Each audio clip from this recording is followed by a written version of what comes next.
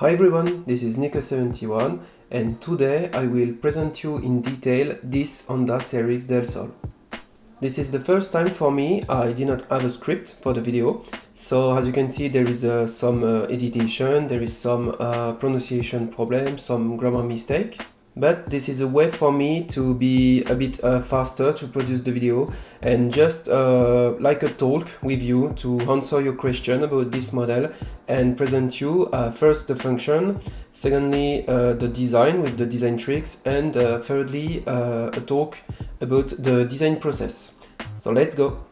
For a bit of history, this model was a commission model in 2023, so by a lady who want to offer a gift to his fiancée. We have this Honda CRX Del Sol who are a fan of Honda. So I made this version for her with facelift, so the US version facelift, and without the rear wing, the rear spoiler, and with black seat. After that, in 2024, I released the version with the JDM version, so the Japan and Europe version, with the small fog light on the front, a rear wing, and the red seat. And so make two versions, two instructions for the US version and for the JDM version. Here is a JDM version, as you can see, with the fog light and the rear spoiler. So I will present you first the function. As you can see, the model is not motorized, it's fully manual. So there is a hand of God on side here, which can be removed and put inside the trunk. We will see later. It is also connected to the steering wheel, like that. It uses a special, not gearing, but rubber band, so we will also cover that. The door can be open. Of course, both. The hood can be open. There is a small pusher underneath, and then you have access to the front engine. And of course, when you rotate the front wheel, it makes rotate the engine. Lastly, the trunk can be open to take the targa roof, and then the targa roof can be assembled to the car. Like that. And I almost forget, but there is rear suspension, small travel. It's made with single spring, so each side it's just an oscillating beam with a spring. Okay, let's begin with the openable and the removable engine. So there is a little trick inside. So this is in fact just a moving axle with a pin, and then it pushes the trunk, because when it's like this, it's too flush, you can't take it. So you can open like that, just sliding. So it's composed of red pieces with the exhaust, and the piston is half pin, and here is a crankshaft. And this is the trick. In fact, the crankshaft is 6 stud wide for the piston with 4 stud wide, and so there is a little gear inside which make rotate the crankshaft. This crankshaft, this gear is connected to this gear. We'll show you better with the green rod, like this. And so when you rotate the wheel, as you can see, it makes rotate the gear inside. And for the transmission, I used CV join, so I will show you underneath.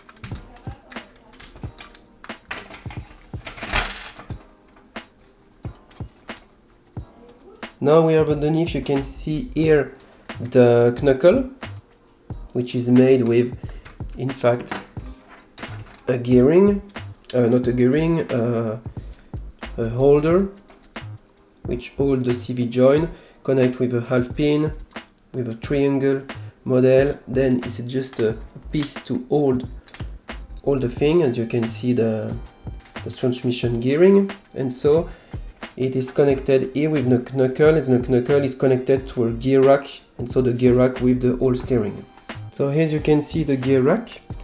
I make it rotate, so you can see it rotate from left to right, and then you can also see the pulley and the pulley is driving the belt, and the belt connected to the steering wheel. So as you can see, the steering wheel is rotating. Now we are in the inside, so I will show you how the door is work. So just can see pretty classic hinge, but in fact it's not classic because it's double hinge with a small bean and double pivot. It's enabled in fact to fix the door like that, because if not, the pivot point will be here and it's not possible with this construction. And as the door is two stud width, so it will not be able to close easily. That's why the door can be open like that, and then when you are here you have to push a little bit to have a flushed design. The seat can be pulled it. On the real car there is some storage underneath, but here is nothing, but it's worth mentioning. And so inside there is some lever, the parking brake, the gear stick. Not very interesting, but you can see that the whole thing can be removed like that. And so here is a dash with pretty basic. This can be open, it's the glove box. And so you can see how it's constructed inside. You can see the fixation for the steering wheel. You can see this beam, which is very important to place the windscreen here with complex half stud connectors to fix all the windscreen. And you can see inside the axle for the steering. Now we move on the back. So as you can see, this can be open. It just fixed with half pivot and it comes to collide here. So that's why the pivot point is not on the real point on the real car. It's just enough to take the targa-top to be fixed, just fixed with pin. And so here you can see there is a trunk which is flat. As you can see inside there is axle, dark gray axle, which is in fact the axle which is used for hold the spring. So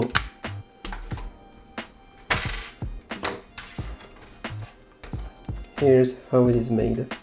So it's come from shock absorber with dismantled spring, which is fixed here on the sliding rod with a semi-bush to hold the stick, and that's all. Pretty simple, pretty effective, but of course it's need to be removed, the spring from the shock absorber, but it's easily done. I have made a video of how to and how to put back, and it doesn't damage anything. Okay, so next up is about the design. So as you can see, the design is very curving, very mundane, very classic. So it was very difficult to make something great because it has to be recognizable. So the iconic shape has to be here, but it was very difficult because this shape of the bio design of the late 80s, late 90s, it's very mundane, it's very popular in many other cars. So it was just a matter of proportion of iconic design in order it is recognizable as a Honda, as the CRX Del Sol, and as a Sport Coupe, and not as for instance look like a Miata or look like other sport car with convertible top. So the first things is the front face. So the front face is all curved. It has the small fog light and the regular light. It was not easy to do because the fog light is a very iconic design of the CRX. On this one it is a bit smaller, but it is the best compromise I take. And here is a combination of bionicle tooth from hinge on a bar with inside transparent teal. So it gives the shape of the headlight. It's not super perfect, but it is great to me. The also notable thing is the curve panel, which fits well the original design, and the mudguard on the side, which fits of course the wheel. But it is not mudguard which is fixed only on 2 points and is straight as many other Lego. As you can see, this point is upper than this point, and in fact it is used to have a curve on the front hood to follow the line. So how it is done? We'll just dismantle something. In fact, the mudguard is not fixed, it's fixed here on a connector and here on a wall assembly, which is also fixed with a connector with two straight pivots like that, so perpendicular to the car, and so these two pivots can create the line which can be angled slightly. And so to cover the angle, I use this assembly, which is just plate and steel and round plate to create the little effect like that to fill the gap. And as you can see, it's fixed with half stud displacement. Another interesting point in car, especially when we have to design a car is this scale, is the connection between the different surfaces. So you have, for instance, the door surface, the front surface, and the hood, which make like a box with a wall. And so you have some time to connect things. So here it will be this point, it will be this point, and also, for instance, this point. So it's usually easy to connect here with the headlight because it's somewhere detached of the design, but here is very tricky part to make the connection between all the surface. Usually in Lego car, this part is someone hollow and so or empty, and so there is a gap inside which is not filled. Here it is filled with inverted slope wedge like that, and so it's enabled to just fill the gap and be connected with the mudguard here. We have already talked about the door, so let's go back to the rear surface. So it's pretty straightforward. It is here straight, here it is angle, and the angle is created with connectors and beam to create the shape. The distinguishing shape of the CRX Del Sol is this part with a soft axle, and the gap is filled with brick. So it's a bit there is many parts, but it fills well the gap, and so you can see, for instance, here it is a gap which is very hard to fill between this surface and this surface. A small trick, for instance, I used for this panel, as you can see, it is under on the top of this part, and if you know the Lego, you know that is not possible because it will create a collision. So I show you the trick. It's just to use a bar. So it's thinner than a hole, than a regular pin, and so when you put the part, there is enough play to position and without contract the part. I do not mention, but this build is full of half stud gap. In fact, to have an angle connector, an angle beam like that of 6 stud to connect with different surface, it requires that these things it's fixed half stud offset under the chassis. So there is the case. I don't know if I can show it, but it used as well as always half connector like this. I will display in the screen, and so it is the same for the regular part on this side. In fact, this part is a bit higher than this part to create the form of the shape of the car. The direct consequence of that is that when on a car you have a high belt of the car, for instance here, it's a bit there is a lot of room here to cover. So I used the mudguard, I used here the surface will tend to fall on the side, but there is still a part which is not fill underneath the mudguard, and so I used a soft axle to create this.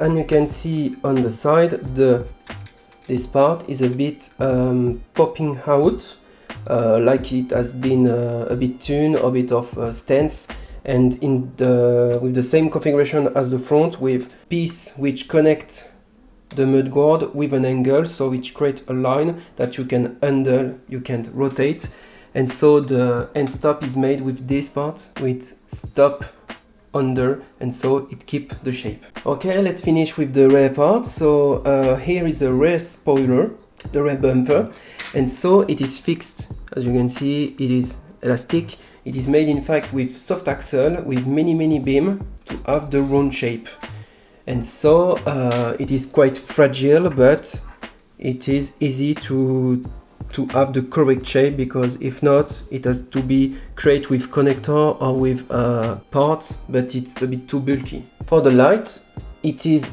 an assembly of plates and a small bracket and some headlight brick to form the shape, and also create the small offset here with this part. It is the same function with this part, but it's different part to have a bit recess part, which in fact is very important to put like that, and here fill the gap without colliding the mudguard. And so for the rear of the trunk, it just beam with small cheese slop to fill the gap with the other cheese slop here, which is the backlight, to have the complementary shape. And to finish with an interesting view for you, I remove the mirror, you can see the underneath. So you can see it's pretty standard. There is the whole chassis, which is composed of beam. There is some connector pin to create a different orientation of beam I need. There is a frame here I used for fixing the interior. There is a complex solution with triangles to fix the knuckle of the steering.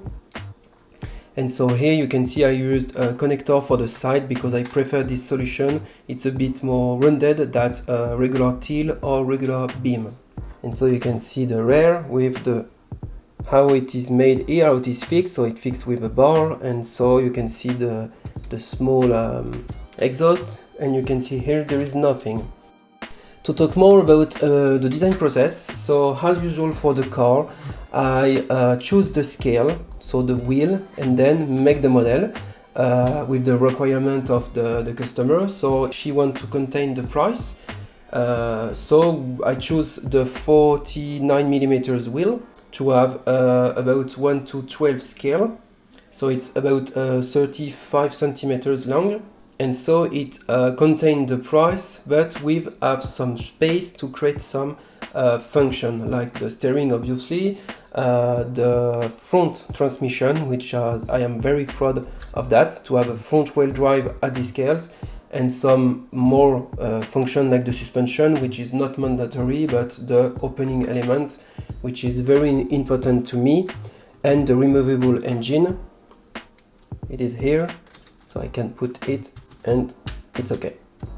When I choose the 49mm, I use the blueprint to have the scaling of the model, so to calculate the wheelbase, this distance, the height, the width, etc. And so I make some chassis to place the four-wheel and the end of the model. Then I work on the iconic design, such as the door, this part, and this part. So for the door, I use this panel. I can use a smaller one, but I have to complete with other, and so I have some problem of collision. So this part is a bit too wide, it's a bit too long, but it is the easy way to do it without being bulky. It's important to understand that sometimes you have to make compromise, and I think personally that I prefer to compromise over the part usage, to have clean design, homogeneity of the design, to be 100% accuracy and being bulky, for instance. If you want to know more about that, you can watch my series of the Western Star truck, which I explained all the design with the difference of the accuracy and the perception of the accuracy. So then I make the B pillar here, which is very important for the design, to place the different elements and then work on the back with some detail. I take many time to have the front correct, which is not 100% correct to me. I do not know how to improve it, but it's the best I can do, but it's not the best for the car. So it's a compromise. It's the biggest I think I make on this car, but it was very difficult to do. So the idea was to make the bumper and then fix the mudguard and place the light. When I have this with the correct light and can fill all the gap and fix all things with the correct proportion, with the correct size. And then I create the opening element where I can to add function. This is the same for the interior, where I have made all the model, the row shape, then I put the function, like the opening, like the interior, like the drivetrain, not the drivetrain, but the steering axle, the drivetrain, etc.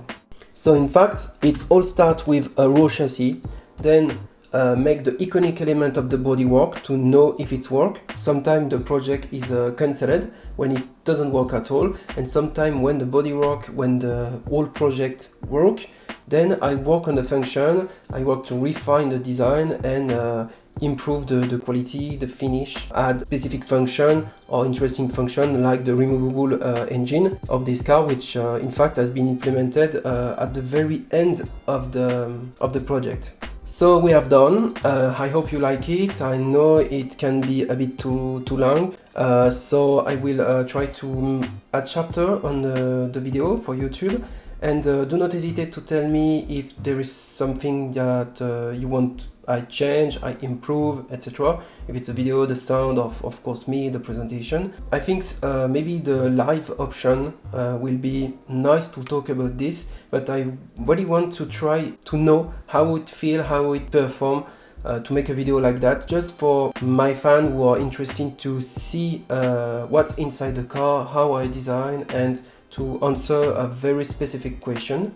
I will release soon the red version of this car, so I made some adjustment for the red color on the interior and on exterior, so I will publish on my website and on Rubricable. So if you're interested, you can follow me to see what's next, and I wish you a great day. Take care, play well, bye.